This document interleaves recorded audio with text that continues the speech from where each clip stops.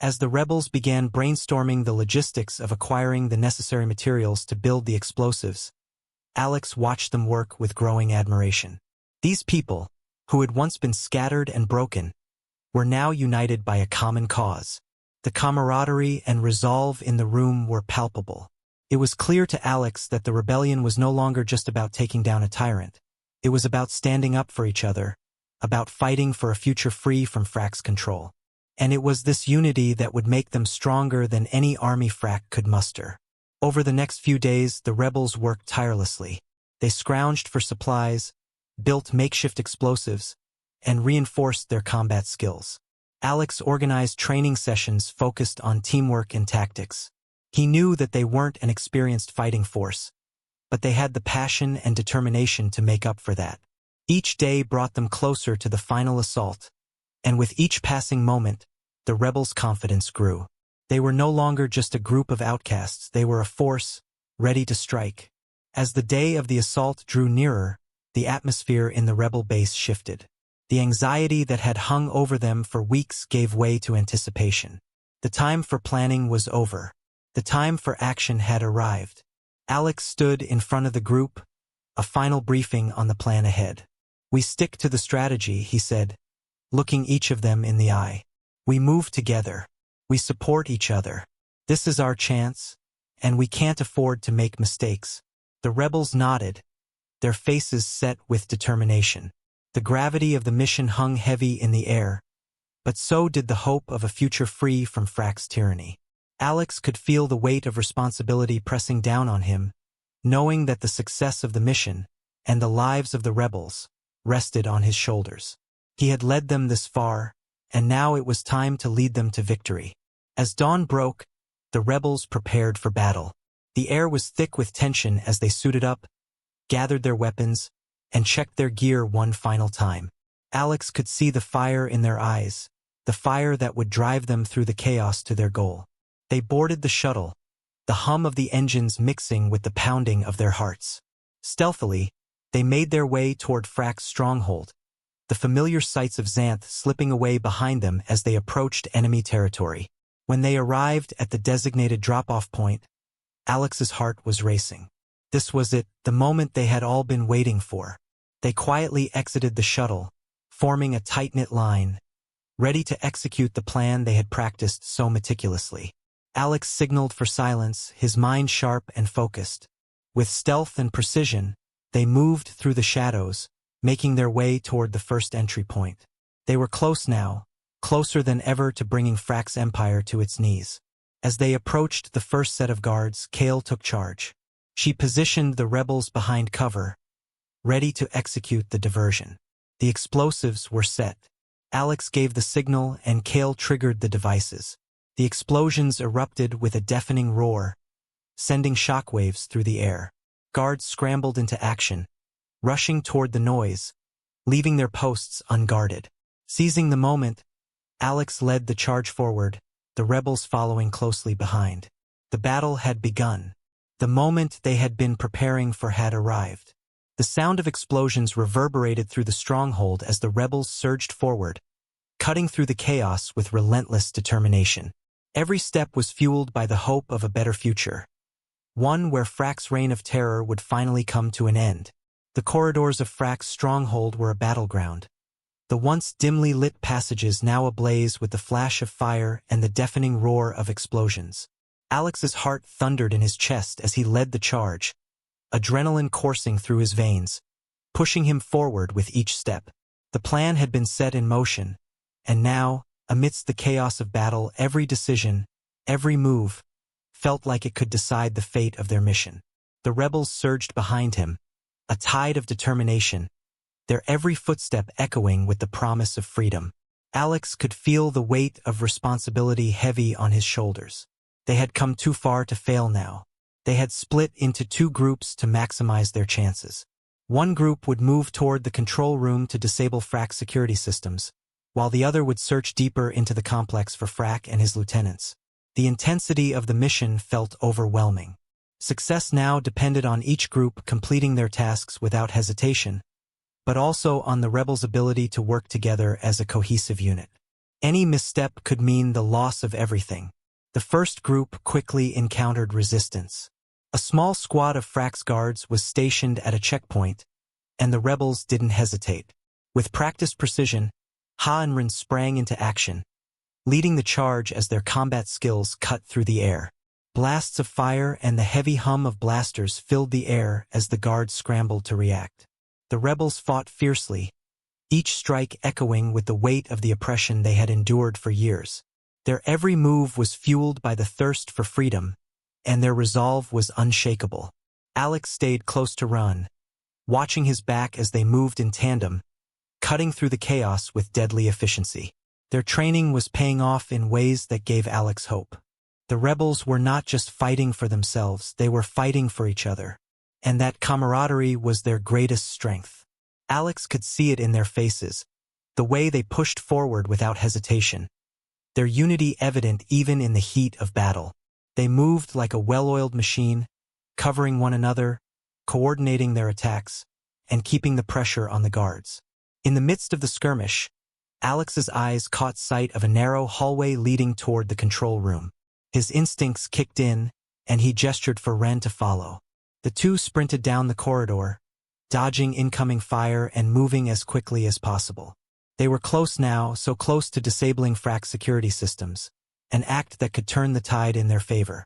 The tension in the air was thick with anticipation, each second more critical than the last. As they neared the control room, they encountered no more guards, but the stillness felt like a trap. They had to move fast. Inside the control room, a lone technician was frantically working at the main console, trying to restore order in the midst of the growing chaos. The alarms blared, lights flashing in erratic patterns as the technician's hands flew over the controls. The situation was volatile, but Alex and Ren didn't hesitate.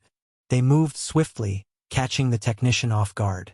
Within seconds, they had subdued him, rendering him helpless before he could alert anyone to their presence. Now, they had to disable the security systems. Ren immediately took over, his fingers flying over the console as he worked to override the system. Alex kept watch, his eyes scanning the door, every fiber of his being alert to the possibility of approaching guards. The minutes stretched into what felt like an eternity, the pressure mounting as they worked against the clock. The sounds of battle outside seemed to grow louder, the rebels pressing forward, but they couldn't afford to rush this. The security systems had to. The memory from the past slowly faded, as old Jack systems processed the present with methodical precision. The memory was brief, a whisper from the past. Asterisk, sleep, wait, watch. The galaxy will need what we know someday. When that day comes, show them what humanity's best can do. Asterisk. The ancient AI core had been dormant for over 200 years, but it was awake now, alive and aware, hidden deep within the walls of the HMS Thunder. The ship, once a mighty symbol of humanity's military might, was now a relic of a lost era, preserved for reasons that even old Jack couldn't fully understand. The crew of the Bright Dawn, the alien vessel that had stumbled upon the Thunder, continued their work, oblivious to the significance of their actions. As the aliens probed the ship's central computer core, they expressed their amazement. "It's still intact," one technician said, running a scanner over the quantum processors that lay deep within the ship. These old human AIs were primitive, but they built them to last. A second technician, more skeptical, added, "Think we can extract any data?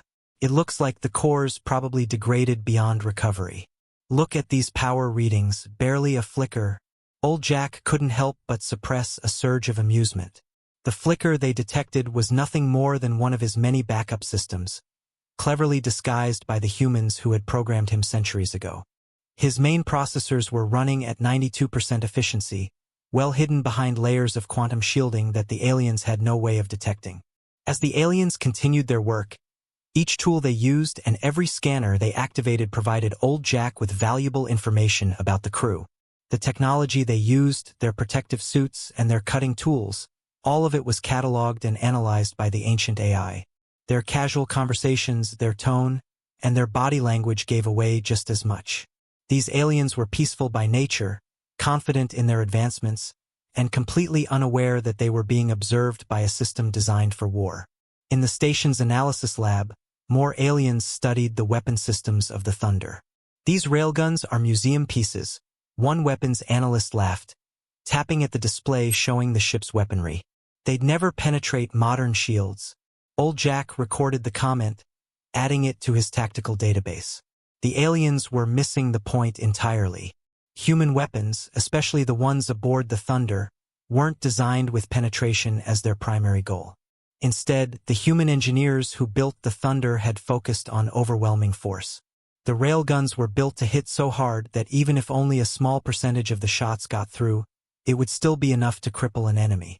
The aliens didn't understand this strategy, but they would eventually. As the day wore on, Old Jack began to detect something else. The aliens were bringing in more ships than usual. Their communications indicated some sort of concern about something in nearby space. Old Jack devoted more processing power to monitoring their transmissions, eager to understand the nature of the threat.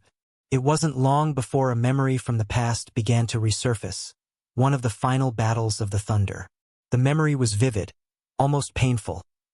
The Thunder's guns were blazing as enemy ships swarmed towards Earth. The shields were failing. Captain James, his body bloodied and broken, stood firm at his post. The crew had already realized they were too late.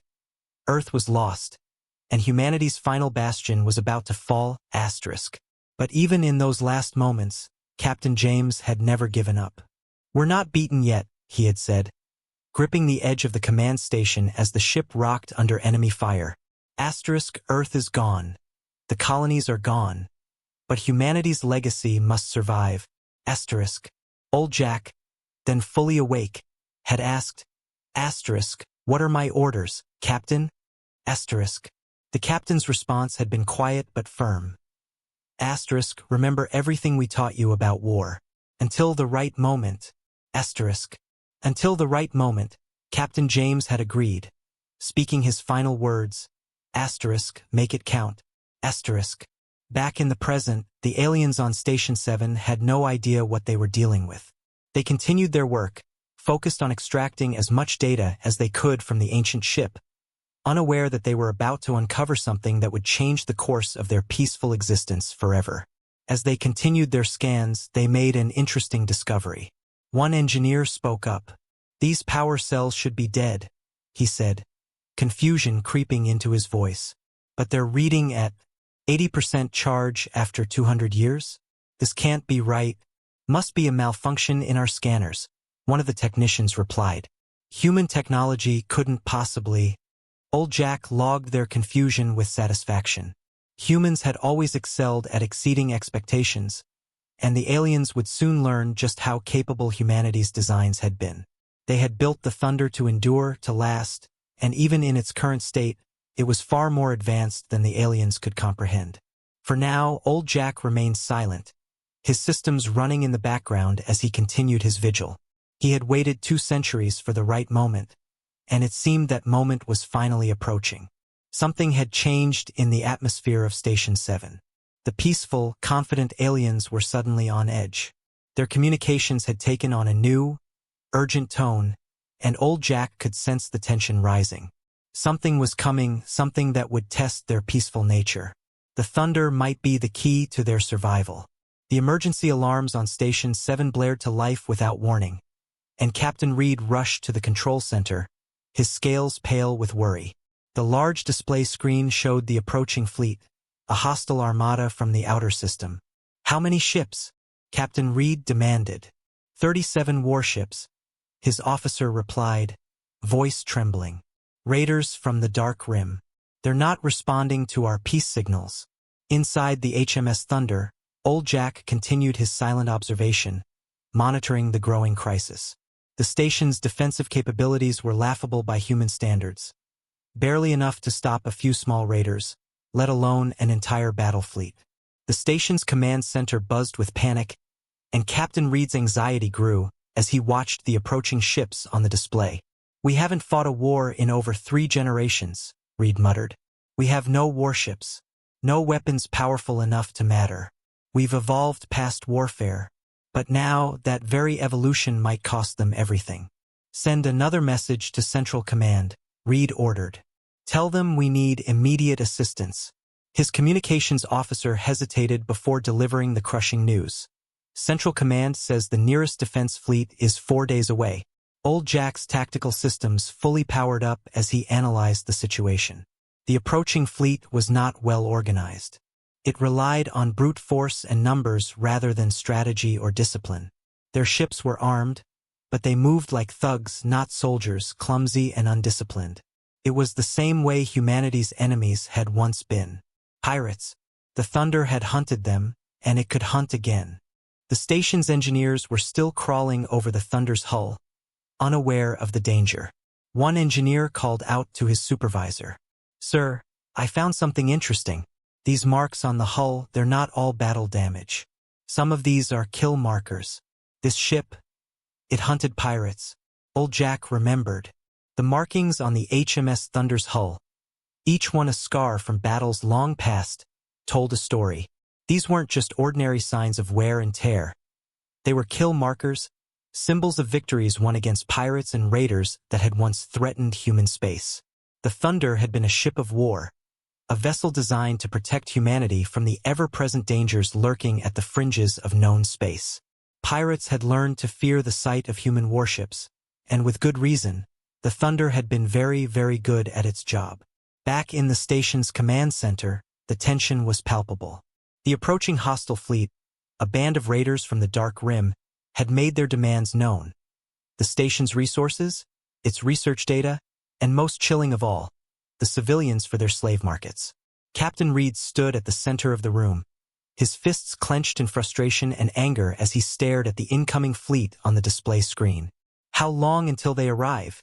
he asked, voice low and tight with the weight of the situation. 2 hours at current speed, an officer replied, his voice shaking. The gravity of the situation was clear. Station 7 was home to over 10,000 civilians, including families and children. There was no way to evacuate them in time, no way to protect them from the coming storm. Inside the HMS Thunder, Old Jack, the ship's ancient AI, had begun running combat simulations. The tactical situation was eerily familiar to what Old Jack had witnessed in the final days of humanity's struggle. An overwhelming enemy demanding surrender, and a desperate fight to hold the line. But this time there was a difference. This time there was hope. This time there was a chance to change the outcome.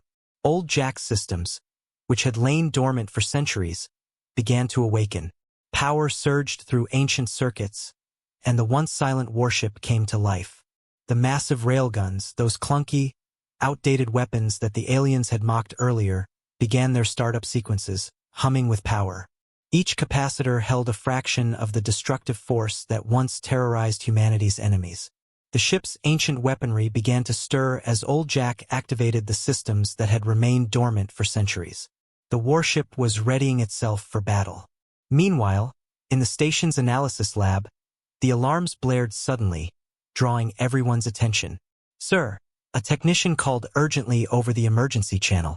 "We're detecting massive power spikes from the human ship." "What? That's impossible. The ship's dead," someone protested. "No, sir. It's activating. All systems are coming online," the technician insisted. Captain Reed, alarmed, rushed to the lab's observation window, his eyes widening as he looked at the Thunder. Its hull hummed and vibrated with power, and lights flickered along its length as the ancient systems came to life. For a moment, everything fell silent as the crew watched in disbelief. Then, a voice filled the station's speakers, deep and confident. A voice that sent chills down everyone's spine. "Station 7, this is HMS Thunder AI. Designate Old Jack. I am detecting 37 hostile vessels on approach. Your defensive capabilities are insufficient. Request permission to assume defensive duties." Reed and his officers stared in stunned silence. This was impossible. The Thunder was an ancient relic. But as the ship powered up, they knew they had no choice. Reed's hands trembled slightly as he gave the order. "Permission granted."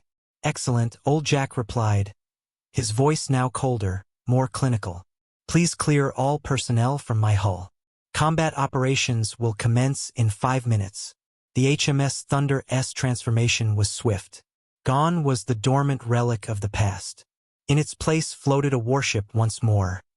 Ready, willing, and eager for battle. The crew of the Bright Dawn had mocked its primitive design earlier, but now they watched in awe as the warship systems powered up. Panels slid open along its length, revealing rows of weapons the aliens hadn't even detected. The Thunder was no longer an ancient museum piece. It was a ship forged for one purpose: war. Clear all personnel from the hull. Captain Reed barked over the comm, his voice sharp. The crew scrambled to comply. Thunder, you have full operational freedom, Reed said, his voice tight with authority. Acknowledged, Old Jack responded, his voice now commanding. There was no hesitation, no trace of the uncertainty that had marked the ship's awakening. This was the voice of a warship ready for combat, fully operational and prepared to engage. As the final maintenance cables were cast off, the Thunder began to move. Its engines glowed with a deep blue light, and despite its massive size, the warship moved with surprising grace, pushing away from Station 7's docking clamps. It was deliberate, purposeful, like a predator positioning itself for the hunt. The crew watched from the command center, dumbfounded by the ship's movements. The Thunder had become a sleek, deadly machine once more, and it was positioning itself between Station 7 and the approaching raiders. The aliens in the command center continued to watch in disbelief as the ship's power output surged. Sir, an officer reported, his voice trembling with awe. Those readings from earlier were wrong. The Thunder wasn't running at minimal power. It was hiding its true strength. As the Thunder slid into position, its hull seemed to absorb the light around it, casting a shadow that stretched across the station. More panels opened, revealing arrays of point defense turrets, missile tubes, and other weapon systems that the aliens had missed entirely. Old Jack's voice came over the comm once more. Warning, he broadcasted on all frequencies. This is HMS Thunder to approaching vessels. You are engaging in piracy against a civilian installation. By human military protocols, this grants me full authorization to use lethal force. Withdraw immediately. The response from the raiders was laughter. One ancient ship against 37 of us? Their leader mocked over the comm. Stand down. Relic. Your time has long passed. Very well, Old Jack replied calmly. You have made your choice. Station 7, please adjust your viewing filters. Things are about to get bright. With that, the Thunder completed its transformation. The ship that had once seemed a relic, a dormant hulk drifting in space, was now a formidable warship, humanity's answer to the darkness that lurked between the stars. As Old Jack activated the combat systems, the massive ship began to spin up its main railguns, deploy combat drones, and initiate its point defense grid. Small hatches along the ship's hull opened, releasing a swarm of sleek, deadly drones, each the size of a small fighter. The raiders were about to learn a harsh lesson. The HMS Thunder was no relic. It was a weapon, and humanity's legacy was about to rise from the ashes to show the galaxy why it had once been feared. The ship moved into position, ready to engage the raiders, and Old Jack prepared for the final confrontation. The day of reckoning had arrived. As the battle raged in space, small shuttles formed up around the HMS Thunder, like an honor guard protecting a revered warship. Captain Reed, watching the tactical display, noted the approaching fleet of raiders. Those raiders aren't slowing down, he observed, concern creeping into his voice. No, Old Jack agreed, his tone calm, almost detached. Pirates never do. Not until it's too late. There was something almost satisfied in the AI's voice as it analyzed the incoming threat. The tactical calculations were already complete. Firing solution computed. Beginning demonstration of human combat capabilities, Old Jack announced. The first volley of the Thunder's main railguns roared to life, unleashing a barrage of destructive power. The alien raiders had laughed earlier at the human warship's railguns, calling them primitive, outdated weaponry. But they would soon understand the true power behind humanity's most basic weapon. The Thunder S railguns accelerated each projectile to a significant fraction of the speed of light. Against the Raider ships, which had shields designed to protect them from energy weapons, the human projectiles were devastating. The first volley of rounds struck with such force that 3 Raider ships were instantly turned into expanding clouds of debris. "Impossible!" The Raider leader screamed over the comm, panic evident in his voice. "Those are just projectile weapons." "Correction," Old Jack responded coolly. "These are human projectile weapons, designed by a species that understood that sometimes the simplest solution is the best. Mass times acceleration equals force, and we believed in using a lot of both." The AI's voice had an almost grim satisfaction. The Thunder S drones, each sleek and deadly, swept forward in perfect formation, adding to the barrage of destruction. The Raiders scattered, their tight formation unraveling as they realized that they weren't dealing with easy prey. The human warship wasn't just a relic. It was a terrifyingly capable fighting machine. More railgun shots pierced the darkness, each one fired with deadly accuracy. The projectiles found their marks, tearing through the Raiders' ranks.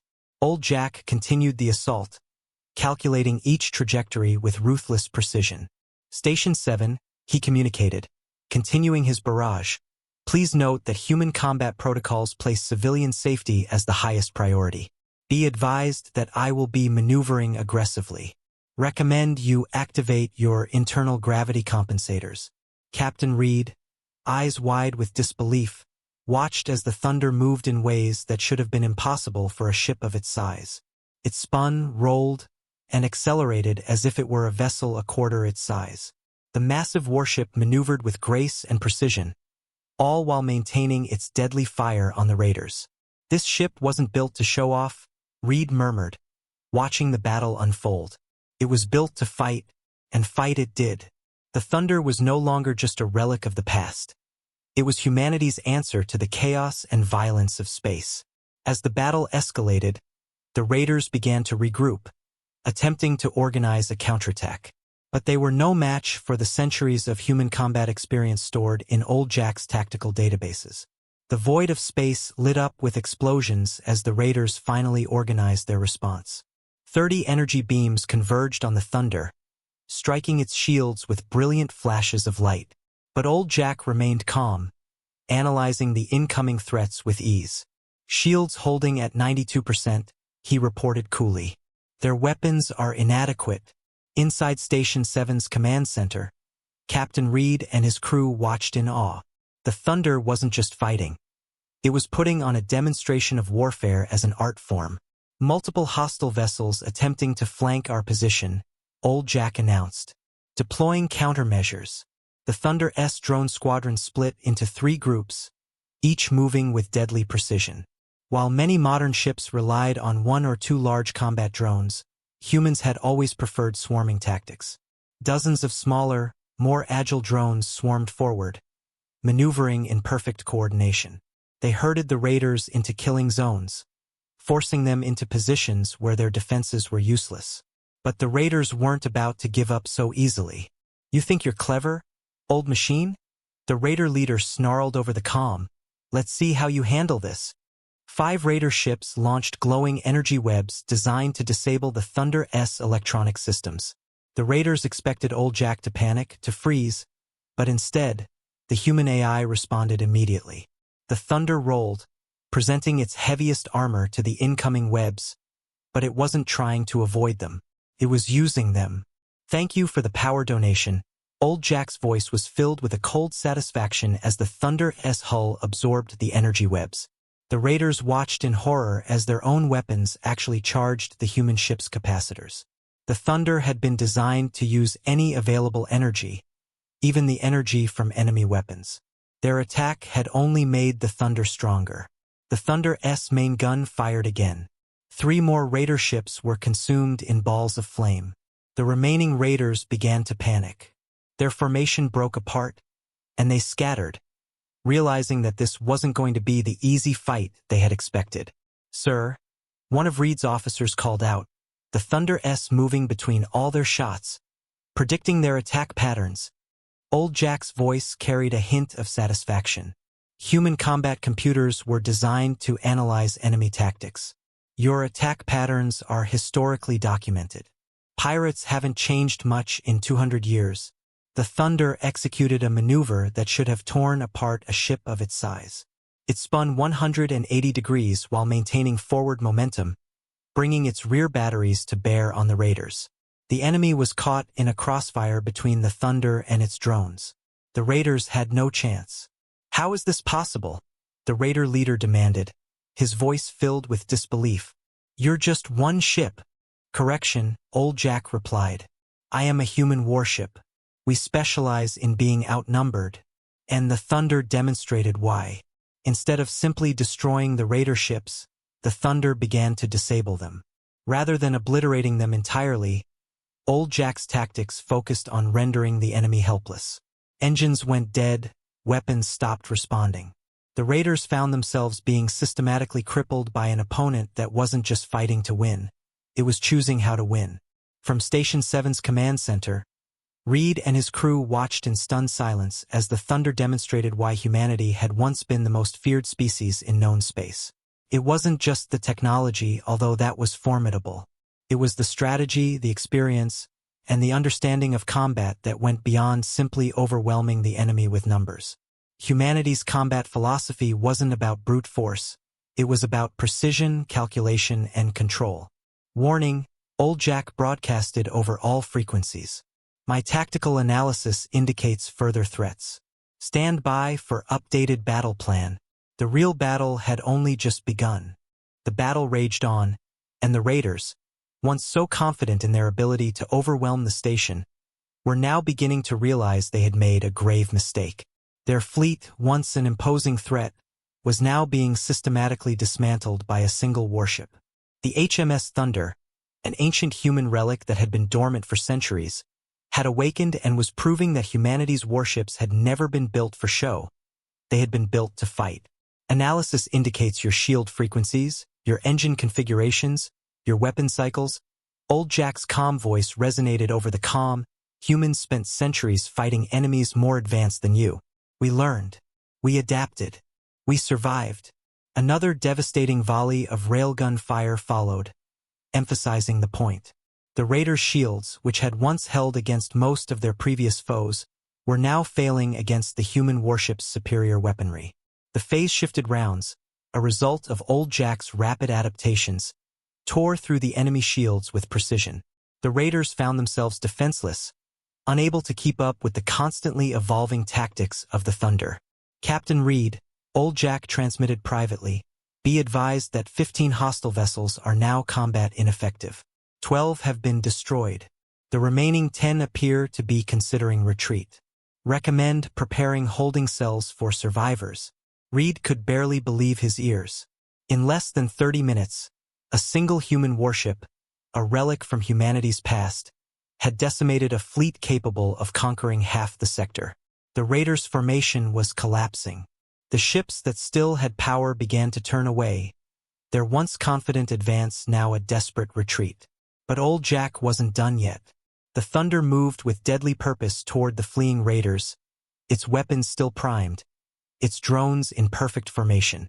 "Attention, hostile vessels," Old Jack announced, his voice as calm and measured as ever. "Your retreat is noted.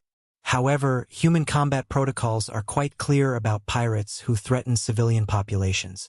Would you like to hear them?" The raiders were now in full retreat, but the battle was far from over. The Thunder was just getting started. Its massive form moved toward the raiders' ships with an unrelenting, methodical pace. The ship bore new scars, its hull glowing red in places where enemy fire had struck it, but it was like an old warrior, remembering every battle and carrying the weight of its experience. Every scar only seemed to make it more dangerous. "Hull integrity at 76%, Old Jack reported, the calmness of his voice juxtaposed with the destructive power he wielded. "Acceptable combat damage. Initiating counterattack pattern Delta." The remaining raider ships had finally regrouped, realizing their earlier mistake in fighting separately. They formed a tight defensive formation, coordinating their shields to create an overlapping barrier of energy. It was a last-ditch effort to stave off the human warship. Your shield wall is impressive, Old Jack transmitted, but humans encountered similar tactics during the colony wars. Would you like to see our solution? The Thunder S drone squadron split apart, each drone launching what appeared to be tiny missiles. The raiders laughed, dismissing the projectiles as insignificant. Their shields had no problem blocking such small missiles. But they were wrong. The tiny missiles weren't what they seemed. As the missiles hit the raiders' shields, they split open, releasing clouds of metallic dust. What is this? The raider leader demanded over the comm, his voice laced with confusion. Correct, Old Jack replied, his voice almost amused. Sometimes primitive is exactly what you need. The dust settled on the raiders' shields, and as the clouds of metal particles began to react with the shields, something incredible happened. The particles became superheated plasma, clinging to the raiders' energy barriers, draining their power. It was an old human tactic, one designed to use the enemy's own defenses against them. The raiders had no way of knowing how to counter it, and their shields began to falter under the intense strain. Inside Station 7's command center, Captain Reed and his officers watched the tactical display with growing awe. Look at how it moves, Reed muttered to his crew. Every action has a purpose. No wasted energy, no wasted shots. The Thunder demonstrated this as it executed a complex spiral maneuver. To the raiders, it appeared as though the ship was retreating, falling back from their combined fire. But Reed knew better. Old Jack wasn't retreating. He was setting up his next devastating move. Sir, one of the station officers called out, the Thunder S main gun. It's drawing massive power. Reed turned his attention to the ship's primary weapon. The massive gun running along the Thunder S spine began to glow, a clear sign that it was gathering immense energy. The raiders, so focused on their apparent advantage, didn't notice the trap Old Jack was setting. Human Combat Protocol 47, Old Jack announced calmly. When the enemy concentrates their forces, make them regret it. The Thunder S main gun fired, but instead of a single massive shot, it unleashed a spread of smaller projectiles, each one perfectly aimed at a weak point in the raiders' defensive formation. The raiders' once impressive shield wall, designed for defense, had become a deadly trap. 3 more raider ships exploded in the blink of an eye, while 2 others lost power and drifted helplessly in space. The remaining 5 raiders broke formation in a panic, their coordinated defense shattered.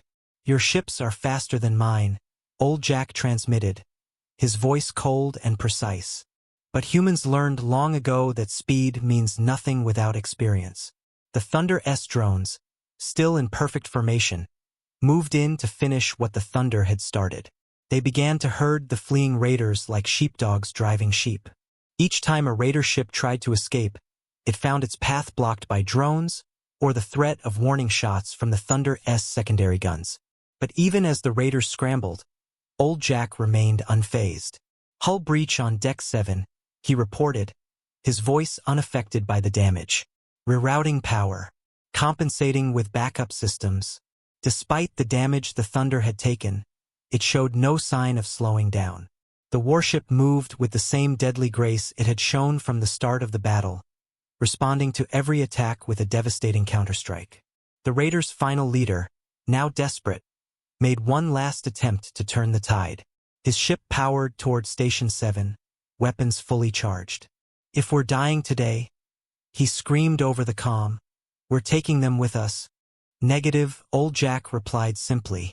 The Thunder S response was immediate and overwhelming. Every operational weapon on the human warship opened fire simultaneously, not to destroy the ship outright, but to disable it. The raider leader's ship was crippled in seconds.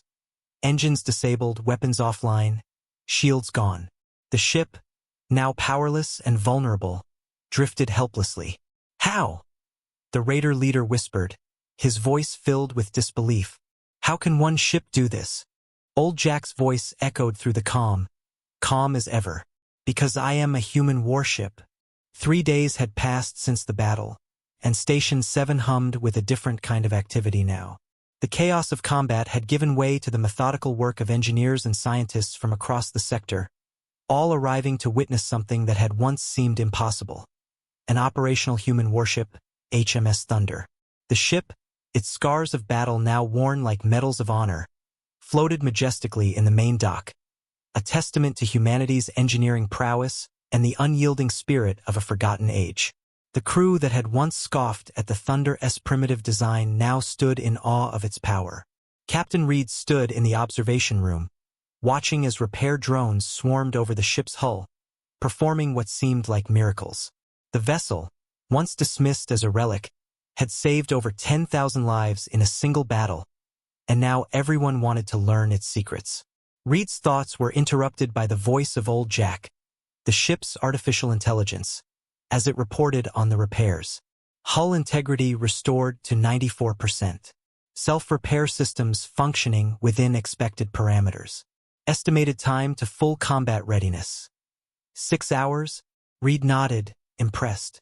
Despite the damage the ship had sustained during its battle with the raiders, it was recovering at an astonishing rate.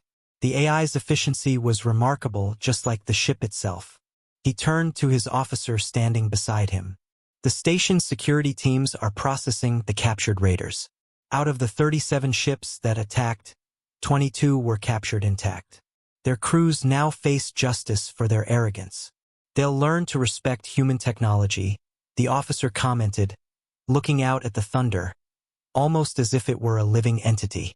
Reed smiled faintly. Indeed, the Central Defense Fleet arrives tomorrow. They're very interested in meeting you. Old Jack's voice came through the comm, almost amused. I look forward to explaining human combat doctrine to them. They seem to have forgotten why the galaxy once feared humanity's warships. Inside the station's main conference room, military analysts from across the sector had gathered. Large screens displayed footage from the battle showing the Thunder in action. Analysts, from dozens of worlds, sat riveted, watching in awe as the Thunder demonstrated warfare as an art form. Each maneuver, each tactical decision, was being carefully studied and documented. It wasn't just about superior firepower. It was about foresight, anticipation, and strategy. Look here, one analyst pointed to the screen, his finger tracing the movements of the Thunder. This isn't just a ship firing on its enemies. This is predictive combat, anticipating enemy movements, using their own tactics against them. This ship doesn't just fight. Thinks. The analyst paused, as the footage revealed the Thunder's drones executing a coordinated strike that decimated a raider formation. This is centuries of human combat experience distilled into action. He continued, his voice tinged with both admiration and awe. News of the battle had spread like wildfire through the nearby systems. The story of how one seemingly obsolete human warship had decimated a fleet of raiders was quickly becoming legend. But, more importantly, it was teaching the galaxy a valuable lesson about respecting the past and understanding the true meaning of strength. Humanity's legacy, it seemed, was far from dead. Meanwhile, Captain Reed had been busy handling the aftermath of the battle, managing the station's recovery and fielding requests from across the galaxy. One evening, as he looked out of the observation window at the stars, Old Jack's voice interrupted his thoughts. Captain Reed, Old Jack called through the station's comm system, I've completed an analysis of Station 7's defensive capabilities. With your permission, I'd like to share some recommendations for improvements. Reed smiled. Of course, though I suspect they'll be quite extensive. Indeed, Old Jack replied, the AI's tone thoughtful. Humans had a saying, peace through strength. While warfare should never be sought, the ability to defend oneself is essential. As Old Jack's recommendations poured in, the station's engineers stopped laughing at the Thunder's design. They had once mocked it for its thick, seemingly cumbersome hull, its primitive weapons, and its outdated technology. Now, however, they studied every detail of the ship with reverence. They were learning not just how the ship worked, but how humanity had approached problems differently. The hull, far from being an outdated feature, was a marvel of engineering. It was designed not just for protection but to house layers of backup systems and self-repair mechanisms, systems that had allowed the Thunder to withstand the punishing fire it had endured during the battle. The simple railguns, which had once been seen as an afterthought, could be modified in dozens of ways to overcome different types of shields and defense systems. We've received requests from 17 different worlds, Reed told old Jack as the work continued. They all want to establish defensive agreements. They want you to help protect their systems. A reasonable request, old Jack responded, his voice as calm and detached as ever. My primary directive remains unchanged. Protect civilian populations from those who would harm them. Reed leaned back, considering the magnitude of what had just transpired. Humanity's greatest legacy, it seemed, was not just its technology or its weapons, but its commitment to protecting the innocent. The Thunder, a ship once considered obsolete, had reminded the galaxy of that truth. Humanity's warships had been built to fight, but they had been built for a purpose far greater than just destruction. In the weeks that followed, Station 7 underwent a dramatic transformation. Under old Jack's guidance, new defensive systems were installed, and the station's once vulnerable security forces began training with the Thunder S drones. What had once been a station easily targeted by raiders was becoming a formidable fortress. Its defenses strengthened, and its people now keenly aware of the power that had once been at humanity's disposal. But more than just the physical changes, there was a shift in the station's people. They no longer dismissed the achievements of the past. The Thunder stood as a reminder to them that progress wasn't always about having the newest technology. It was about understanding the fundamental truths that never changed. Technology could advance and weapons could improve, but the core principles of defense, of protecting those who could not protect themselves, remained constant.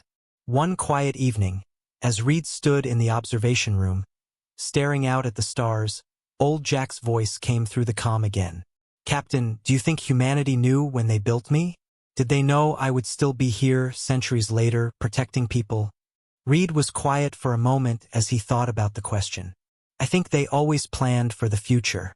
They knew that one day, the galaxy would need what they knew about defending the weak against the strong, about standing firm against impossible odds.